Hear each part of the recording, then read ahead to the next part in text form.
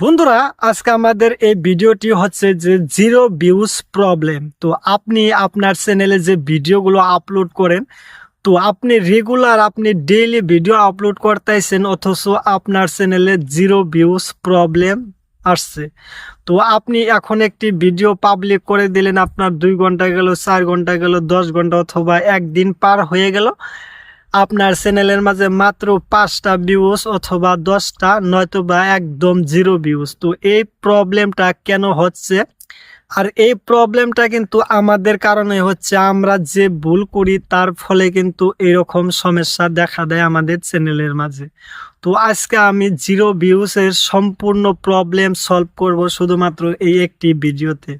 তো অবশ্যই আপনারা কি করবেন, ভিডিওটি লাস্ট পর্যন্ত দেখতে থাকেন এবং ভিডিওতে একটি লাইক করুন। বন্ধুরা, 1 নম্বর কারণ হচ্ছে যে আপনি একটি ভিডিও আপলোড করার পর কি করলেন, কোনো দেরি না করে সে ভিডিওটি পাবলিক করে দেওয়া। তো এরকম যদি করেন তাহলে কিন্তু আপনার সে ভিডিওর মাঝে জিরো ভিউজ প্রবলেম হতে পারে, অথবা আপনার সেখানে 5-10টা ভিউজ হবার পর কিন্তু সেই ভিডিওটি একদম স্টপ করে দেয়, আর কোনো ভিউজ আসে না।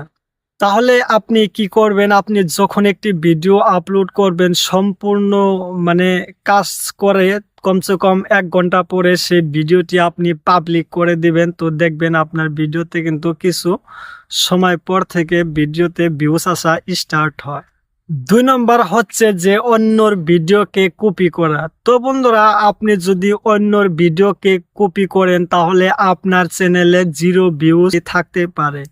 তার কারণ হচ্ছে, আপনি অন্য কারো ভিডিও ডাউনলোড করে অথবা আপনি অন্য কারো ভিডিও যদি আপনার চ্যানেলের মাঝে আপলোড করেন, তাহলে দেখা যায় যে সে ভিডিওর মাঝে ভিউজ তো আসে না, সাথে কমিউনিটি গাইডলাইন যে আছে সেটাও কিন্তু লঙ্ঘন করা হয়।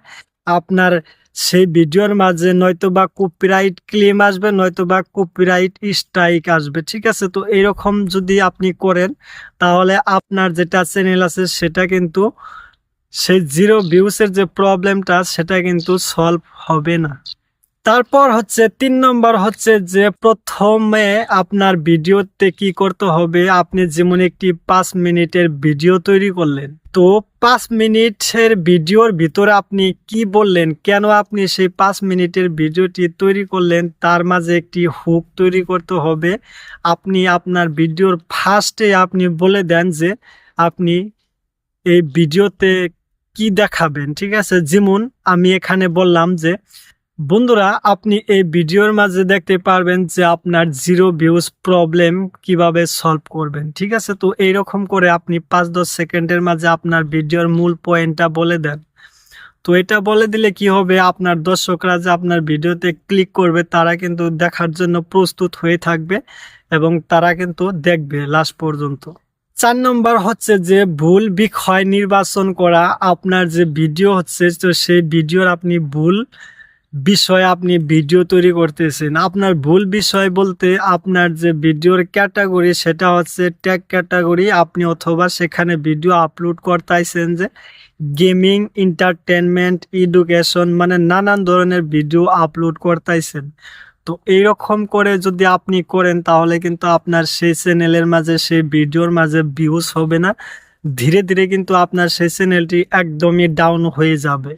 5 নম্বর হচ্ছে যে অনেকেই কি করে যে একটি ভিডিও তৈরি করে আর একটি ভিডিওই বারবার আপলোড করে চ্যানেলের মাঝে। যেমন এখন আমি একটি ভিডিও আপলোড করলাম, তো সেই ভিডিওতে যদি ভিউজ না আসে, কালকে আবার সেই ভিডিওটাই আমি আপলোড করব, তো তখনও যদি ভিউজ না আসে তখন কি করে সেই 2টা ভিডিও ডিলিট করে আবার সেই ভিডিওটাই আবার আপলোড করে শুধুমাত্র ভিউসের জন্য। তো এরকম করে যদি আপনি করেন তাহলে কিন্তু আপনারও সেই জিরো ভিউসের প্রবলেম অথবা আপনার চ্যানেলটি একদম ফ্রিজ হয়ে যেতে পারে। তো আজকের ভিডিওটি এই পর্যন্ত। ভিডিওটি ভালো লাগলে অবশ্যই একটি লাইক এবং চ্যানেলটি সাবস্ক্রাইব করে রাখবেন। তো ভালো থাকবেন সবাই, দেখা হবে নেক্সট ভিডিওতে।